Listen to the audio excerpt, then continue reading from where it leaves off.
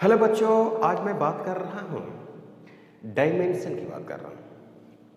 Dimension जो physical quantity के बाद हम लोग पढ़ते हैं, है ना, फर्स्ट चैप्टर में। तो मैंने लिखा है डायमेंशन। डायमेंशन क्या होती है? Power of fundamental physical quantity होती है। फंडामेंटल फिजिकल क्वांटिटी को, पावर को हम लोग क्या बोलते हैं? डायमेंशन बोलते हैं। और इसको हम लोग लिखते हैं किसमें? स्क्वायर ब्रैकेट में। जैसे स्पीड है तो स्पीड को क्या लिखेंगे? डिस्टेंस बटे टाइम लिखेंगे। तो स्पीड इक्वल टू क्या होगा? डिस्टेंस का सिंबल एल और इसका टाइम टी हो गया। तो स्पीड बराबर एल का डायमेंशन होता है कैपिटल एल और टाइम का होती है कैपिटल टी। तो इसको सोल्व करेंगे तो क्या होगा? एल के पावर 1 और टी के पावर -1। यहाँ पे एक्सेलरेशन हो गई, एक्सेलरेशन इक्वल टू वेलोसिटी बटे टाइम। तो वेलोसिटी हो चाहे स्पीड हो, डायमेंशन क्या होगी? सेम होगी। तो यहाँ पर लिखेंगे एल टी -1 और बटे टी। तो एक्सेलरेशन एल टी -2 हो गया। अब मैंने क्या किया है कि कुछ फिजिकल क्वांटिटी है उसका मैंने डायमेंशन लिख दिया है। लेंथ का कैपिटल एल, मास का कैपिटल एम और टाइम का कैपिटल टी, टेम्परेचर का कैपिटल के। करेंट का हो गया आई और कैपिटल ए भी लिख सकते हैं। लुमिनस इंटेंसिटी का हो गया सी डी और अमाउंट ऑफ सब्सटेंस का क्या हो गया? मोल। अमाउंट ऑफ सब्सटेंस का क्या लिखेंगे? मोल लिखेंगे। क्लियर? कोई डाउट नहीं ना?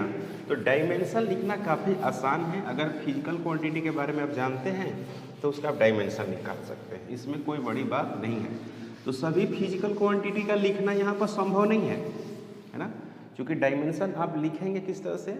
आप चैप्टर वाइज पढ़ते जाएंगे और डायमेंशन आप लिखते जाएंगे। तो यहाँ पर जो हम बेसिक बात करने वाले हैं ना, कुछ इंपॉर्टेंट पॉइंट्स के बारे में कि इक्वेशन ऑफ, जैसे हम इसमें पढ़ेंगे क्या अभी फिलहाल? Equation of homogeneity. तो इक्वेशन ऑफ होमोजेनिटी में क्या करते हैं? इक्वेशन ऑफ होमोजेनिटी, इसमें क्या करते हैं कि हम कौन सी फिजिकल क्वांटिटी को जोड़ सकते हैं, है ना। जैसे कि यहाँ पर बस एक लाइन लिखते हैं कि बोथ साइड क्या होना चाहिए? डायमेंशन इक्वल होना चाहिए। बोथ साइड इक्वल डायमेंशन हो, इक्वल डायमेंशन, दोनों साइड डायमेंशन होना चाहिए equal. Both side equal dimension, ठीक है। मतलब कि जैसे कहने का मतलब है कि लेंथ इक्वल टू लेंथ, ये तो सही है, ये सही है। अगर हम बात करें कि मास प्लस मास, तो इसका रिजल्ट कितना आएगा? मास आएगा। अगर मास को हम मास से जोड़ेंगे तो क्या आएगा? मास आएगा। और घटाएंगे भी तो क्या आएगा? मास आएगा। तो इसको कहने का मतलब हुआ कि इसका dimension capital M plus capital M और बराबर क्या होगा? Capital M. तो दोनों तरफ डायमेंशन क्या हो गया? बराबर हो गया। तो इसको हम लोग बोलते हैं इक्वेशन ऑफ होमोजेनिटी। अगर दोनों तरफ डायमेंशन क्या हो? बराबर हो, तो इसका नाम देते हैं कि हम लोग इक्वेशन ऑफ होमोजेनिटी। जैसे मान लीजिए कि ये फार्मूला आपने देखा होगा, v बराबर यू प्लस ए टी। ये है स्पीड, तो इसका क्या होगा? L T -1। ये भी क्या है? स्पीड ही है, तो एल टी -1। और ये है एक्सेलरेशन, एल टी -2। अब पहले से टाइम है, इसको सोल्व करेंगे तो क्या होगा? एल टी -1, एल टी -1, फिर हो गया एल टी -1। तो ओवरऑल क्या हो जाएगा? एल टी -1 और ये हो गया क्या? L T -1। दोनों साइड क्या है? डायमेंशन इक्वल है। हुआ नहीं? तो हम कह सकते हैं इसमें कि v equal to u plus a t is dimensionally correct, is dimensionally correct, क्योंकि दोनों तरफ डायमेंशन क्या था? इसका सही था, तो इसको हम लोग बोलते हैं डायमेंशनली करेक्ट। तो यही है इक्वेशन ऑफ होमोजेनिटी। अब इक्वेशन ऑफ होमोजेनिटी से बहुत सारे आप क्वेश्चन को सोल्व कर सकते हैं। जैसे आपको क्वेश्चन सोल्व करना है, इंपॉर्टेंट क्वेश्चन अगर हम बात करें सोल्व करने की, जो नीट में, जेई मेन में ये क्वेश्चन आता है। जैसे मान लीजिए एग्जाम्पल एक देते हैं ना, एग्जाम्पल है, एग्जाम्पल ये है, फाइंड, ऐसे है कि find values of A B and C. A B C की वैल्यू निकालना है, जहाँ पर एफ बराबर जो दिया हुआ है m के पावर a, v के पावर b और r के पावर क्या दिया हुआ है c। तो f क्या है? f फोर्स है, m क्या है? मास है, r क्या है? रेडियस है, r क्या है? रेडियस। f क्या है? फोर्स है, m क्या है? मास है, r क्या है? रेडियस। रेडियस। तो हमको क्या करना है कि ए बी सी का वैल्यू निकालना है। तो कैसे निकालेंगे जरा समझिएगा। F इक्वल टू एम के पावर ए, भी के पावर बी, आर के पावर क्या है? सी। तो दोनों तरफ क्या लिखते हैं? डायमेंशन। ये हो गया आपको फोर्स का डायमेंशन MLT माइनस 2। यहाँ पर क्या हो गया? मास का डायमेंशन और इसका पावर कितना? ए। LT के पावर -1 इसका डायमेंशन, इसका पावर कितना हो गया? बी। और ये है आपका ए। और यहाँ पर क्या हो गया? L इसका पावर कितना होगा? C। तो यहाँ पर हो गया आपको m के पावर a, l के पावर b, t के पावर -b और l के पावर कितना? c। तो यहाँ पर हो गया m के पावर a, l के पावर b और प्लस हो गया c और t के पावर -b। ये इस तरह से बन गया। और ये किसके बराबर होगा? m के पावर 1, l के पावर 1, t के पावर -2 के बराबर होगा। देख रहे हैं? इस तरह से लिख सकते हैं आप, काफ़ी आसानी से लिख सकते हैं। तो m के पावर 1 है, l के पावर 1 है, t के पावर -2 है। यहाँ पर m के पावर a है, l के पावर b है और t के पावर -c। इसको सोल्व किए हैं तो m के पावर a है, l के पावर कितना है? b और प्लस c है। चूँकि यहाँ पर l के पावर c है तो बेस से मतलब पावर क्या हो जाएगा? जुट जाएगा। और t बराबर है t के पावर -b है तो यहाँ पर लिख दिया हमें। अब फ्रॉम इक्वेशन ऑफ होमोजेनिटी, तो from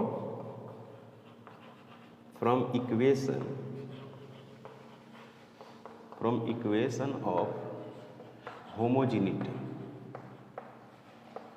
from equation of homogeneity से अगर हम बात करें तो क्या लिख सकते हैं जरा समझिएगा। m के पावर 1 है ना, m के पावर कितना? a। तो a इज इक्वल टू कितना हुआ? 1 हुआ। l के पावर अगर हम लिखें l के पावर 1 फिर l के पावर क्या लिखें? b plus c। तो 1 is equal to b plus c। फिर अगर हम लिखते हैं क्या? t के पावर -2 इधर है, यहाँ पर क्या है? t के पावर -b है तो b इक्वल टू कितना हो गया? 2।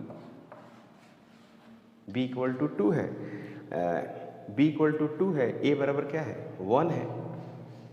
तो यहाँ से अगर पढ़ करें b का वैल्यू निकल गया तो 1 इज इक्वल टू 2 प्लस कितना? c। तो c बराबर क्या आ गया? c बराबर आ गया -1। a बराबर 1, b बराबर 2 और c बराबर आया -1। ये हो गया रिजल्ट। तो आप क्या करते हैं कि इसी में पुट कर देते हैं। अगर इसमें आप पुट करते हैं वैल्यूज तो क्या मिलेगा? देखिए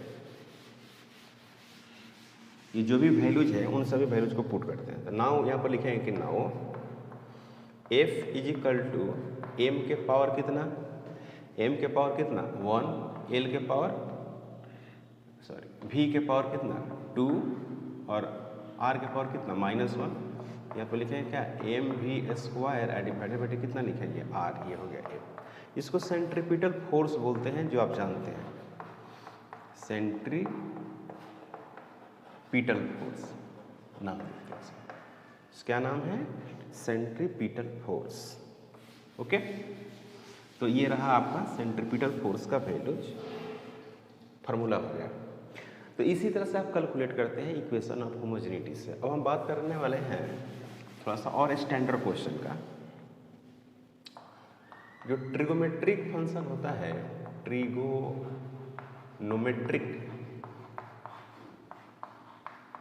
फंक्शन जो होता है उसकी डायमेंशन नहीं होती है। Trigonometric function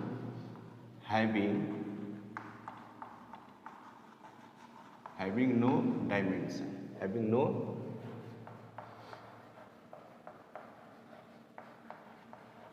trigonometric function having no dimension. जो ट्रिगोमेट्रिक फंक्शन होती है उसकी कोई डायमेंशन नहीं होती है। अब जैसे देखिए यहाँ पर है, ये हो गई क्या? ये हो गई थीटा हो गई, ये हो गई परपेंडिकुलर, ये हो गई बेस, ये क्या हो गई? हाइपोटेनस। तो ये हो गई आपको sine theta is equal to sine theta is equal to perpendicular, तो परपेंडिकुलर बटे क्या हो गया हाइपोटेनस, परपेंडिकुलर बटे हाइपोटेनस। तो ये जो परपेंडिकुलर है वो भी लेंथ है, हाइपोटेनस भी क्या है लेंथ है। तो ये क्या हो गया m के पावर 0, l के पावर 0 और t के पावर क्या होगा 0। तो यानी साइन थीटा इसकी डायमेंशन कितनी हो गई, यूनिटी हो गई ना। तो sine theta is equal to क्या आ गया 1 आ गया। तो ये हो गया डायमेंशनलेस, समझिए डायमेंशनलेस। अब इसका डायमेंशनलेस के कई कारण हैं। एक तो कारण ये है कि साइन जो थीटा है, ये थीटा ये देखिए ये डायमेंशनलेस होता है, इसीलिए ओवरऑल जो होता है वो डायमेंशनलेस होता है। तो साइन थीटा क्यों डायमेंशनलेस हुआ, इससे पता चल गया, इससे मालूम चला ना कि साइन थीटा डायमेंशनलेस क्यों होगा। अब हम बात कर रहे हैं थीटा, तो थीटा बराबर जो होता है आपने पढ़ा होगा स्कूल में ऐसे ऐसे, अगर इसकी लंबाई यहाँ से यहाँ तक a से b तक लंबाई अगर कितनी है s है और ये कितना है थीटा है, इसकी रेडियस कितनी है r है, ये o है। तो आप एक रिलेशन लिखते थे s is equal to r into theta, इसको पढ़ते थे arc is equal to radius, r is equal to radius into angle, सही है। Arc is equal to r equal to radius into क्या एंगल, इस तरह से पढ़ते थे arc is equal to radius into angle, ठीक है। तो यहाँ पर आप ऐसे करते हैं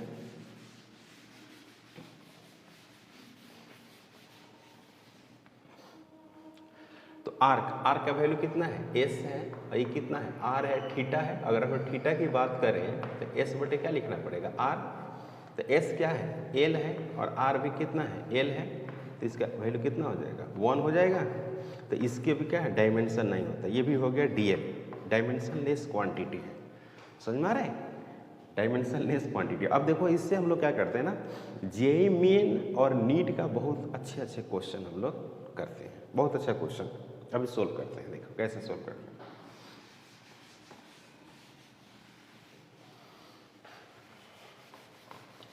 क्वेश्चन है, ये क्वेश्चन क्या है,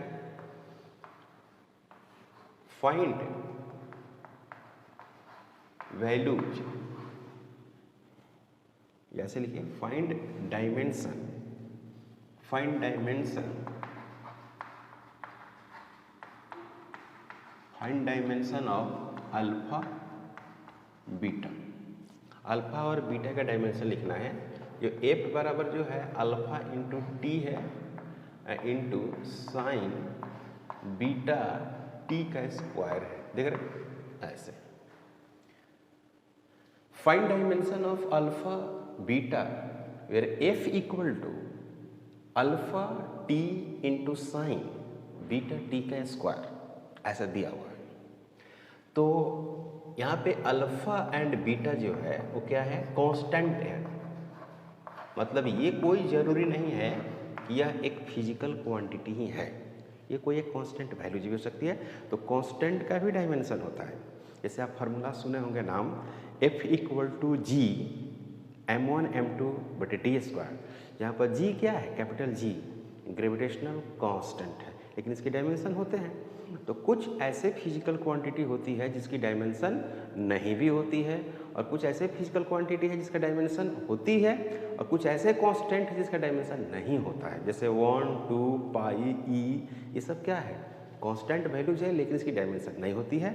और बहुत सारे जो फिजिकल क्वांटिटी है वो कांस्टेंट भी डायमेंशन होती है, जैसे कैपिटल जी हो गया, सी हो गया, है ना, इन सबों का ऑप्सिलॉन नॉट हो गया, म्यू नॉट हो गया, इन सभी का डायमेंशन होता है। तो मैंने यहाँ पर लिख दिया है कि अल्फा बीटा कांस्टेंट है, इसका डायमेंशन होगा, तभी तो पूछा है। क्लियर। टी क्या है, टी टाइम है, टी टाइम है, और एफ क्या है फोर्स है। इसको काफ़ी अच्छे से सीख लो, है ना। अगर आप इसको काफ़ी अच्छे से सीख लेते हैं तो आपको नीट में क्वेश्चन इससे मिलेगा, याद रखिएगा, नीट में भी और जेईई में भी। तो मैं इसका सलूशन कर रहा हूँ। अब इसके सलूशन में एक बार तो इसको लिख दो पहले, F is equal to alpha है और टी है, फिर क्या है साइन है और बीटा है, और फिर क्या है टी का स्क्वायर है, इस तरह से। F is equal to alpha T sine beta T का स्क्वायर।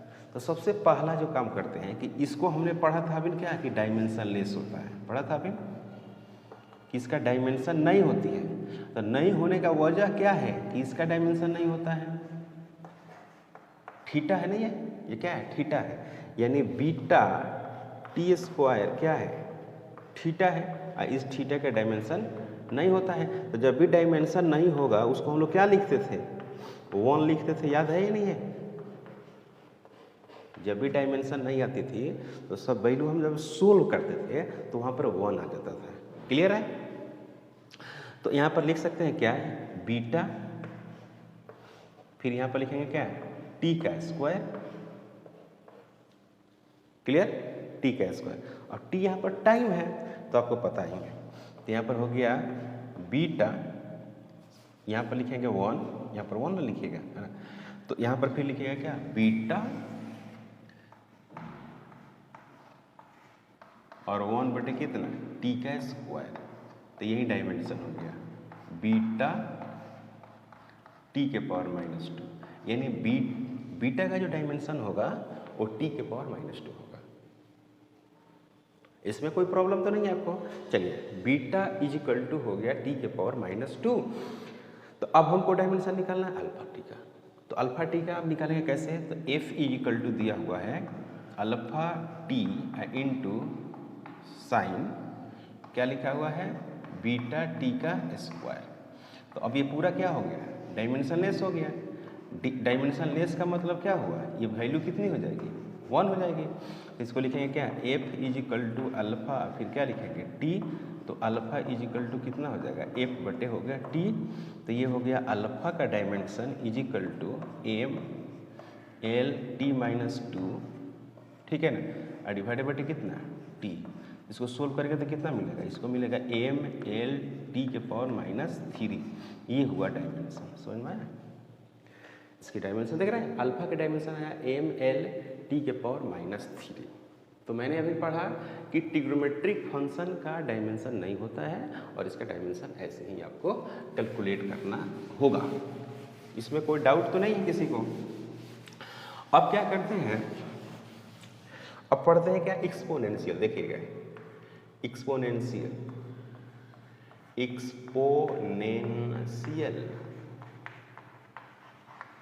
एक्सपोनेंशियल फंक्शन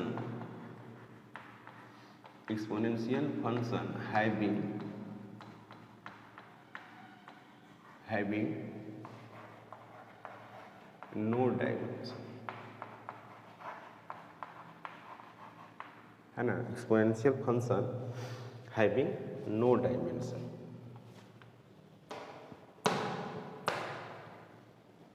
एक्सपोनेंशियल कोई फंक्शन है उसकी भी डायमेंशन नहीं होती है। तो इसकी डायमेंशन नहीं होती, देखिए इसमें लिखेंगे जैसे मान लीजिए v इक्वल टू है, v इजिकल टू है ना, और ये है आपको c1 टी स्क्वायर e के पावर -c2 टी क्यूब ऐसे दिया हुआ है। प्लस में भी दिया हो सकता है, माइनस भी दे सकता है। यही है एक्सपोनेंशियल, देखो ये वाला है। इसको पढ़ते हैं एक्सपोनेंशियल फंक्शन। क्या पढ़ते हैं इसको, exponential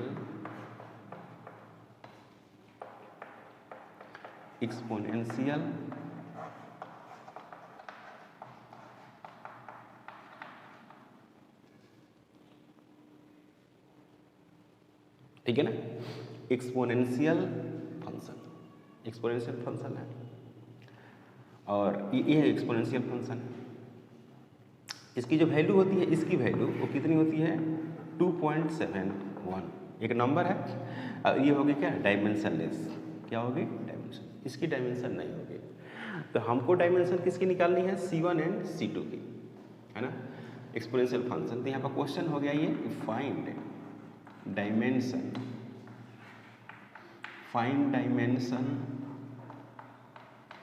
of C1 and C2।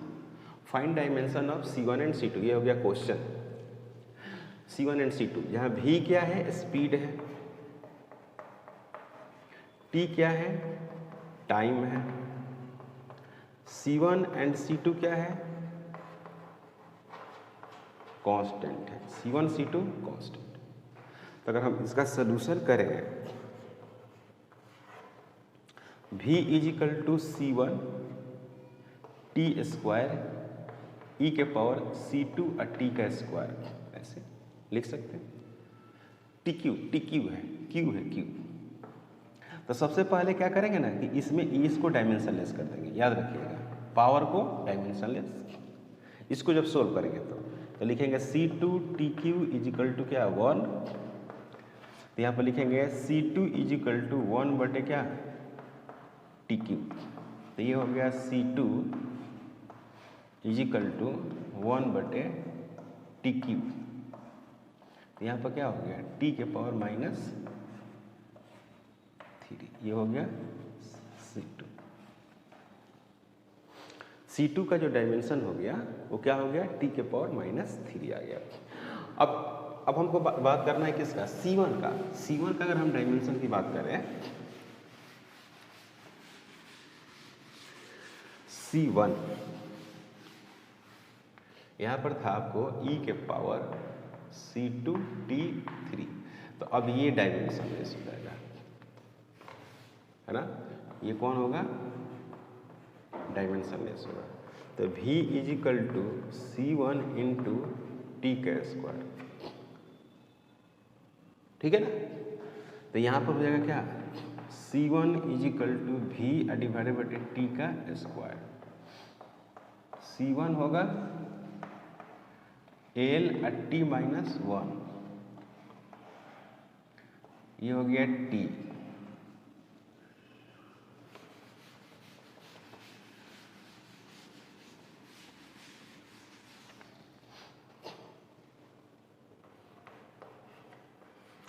तो ये हो गया कितना, ये हो गया L/t-2।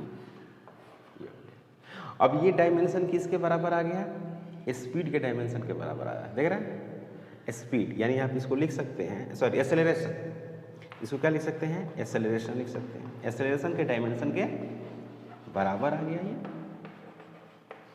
ठीक है ना। तो इस तरह से हम लोग क्वेश्चन को सोल्व करते हैं और बहुत सारे क्वेश्चन को आप सोल्व कर सकते हैं। इसमें खास बात यह है कि अगर आपको फार्मूला याद नहीं है तो आप क्वेश्चन को सोल्व नहीं कर सकते हैं।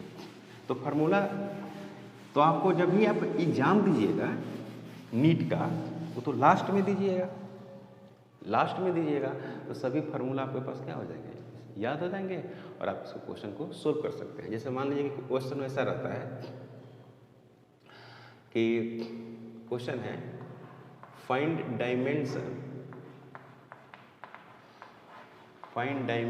Of K, find dimension of K का डायमेंशन निकालना है आपको। ये लिखा हुआ है यहाँ पर y = a sin ωt-kx, ऐसे लिखा हुआ है। कौन क्या है सब दिया हुआ रहता है, y a x, ये सब क्या है, डिस्टेंस है, सब डिस्टेंस है। ओमेगा एंगुलर स्पीड है, एंगुलर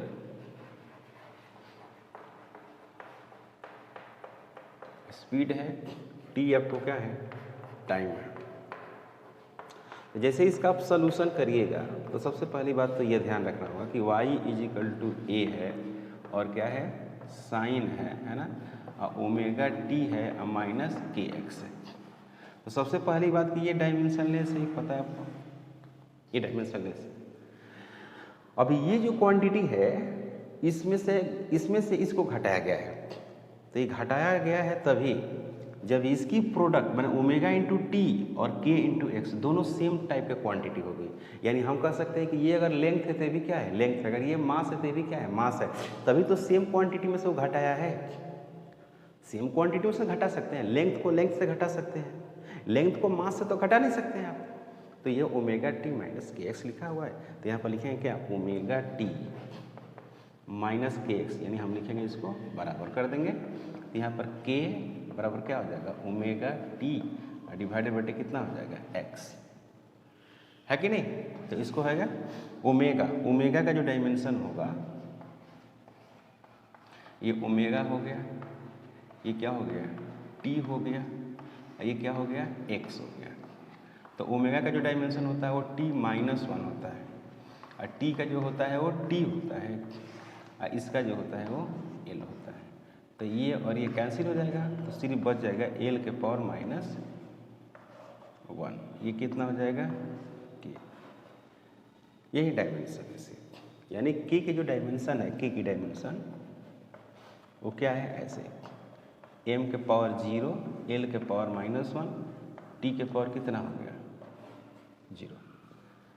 ये डायमेंशन है, k बराबर है m के पावर 0, l के पावर -1 और t के पावर 0, एक डायमेंशन। तो डायमेंशन से ये रही क्वेश्चन। बाकी क्वेश्चन हम लोग नेक्स्ट क्लास में पढ़ेंगे, और नेक्स्ट क्लास में ही पढ़ेंगे एरर, है ना। एरर को हम लोग पढ़ेंगे, एरर या मेजरमेंट करके। अगर आप हमारे चैनल पर नए हैं प्लीज़ सब्सक्राइब करें, शेयर करें। Thank you.